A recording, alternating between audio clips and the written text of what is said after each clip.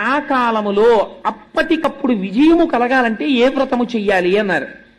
పంపాతీరమునందు కూర్చుని మార్గశిర శుద్ధ త్రయోదశి నాడు చేసేటటువంటి వ్రతం అనుకోకుండా తిథి వచ్చింది.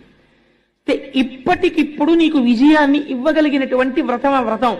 మరి ఎలా? ఇప్పుడు పంపాతీరానికి వెళ్ళడం అంటే నీకేం భయం లేదయా, నువ్వు ఇక్కడే కూర్చుని ఉండు, నీకు కలశలోకి పంపాతీరమును ఆవాహన చేస్తాం అని ఆ రాజుతో వ్రతం చేయించారు. చేయిస్తే ఆయన పరమభక్తి శ్రద్ధలతో వ్రతాన్ని చేశారు. చెయ్యగానే హనుమ యొక్క అనుగ్రహం కలిగింది. హనుమ యొక్క అనుగ్రహం కలిగి విజయాన్ని పొందినటువంటి వాళ్ళల్లో ద్రౌపదీదేవి కూడా ఉన్నది. ద్రౌపదీదేవి కూడా హనుమ యొక్క ఆరాధన చేసినది. చేసి తన భర్తల యొక్క విజయాన్ని పొందగలిగింది. ఆయన కాలాతీతుడు, యుగములు మారిపోతుంటాయి కానీ హనుమ కనపడతారు మీకు. త్రేతాయుగంలో హనుమ ఉన్నారు, ద్వాపర యుగంలో హనుమ ఉన్నారు,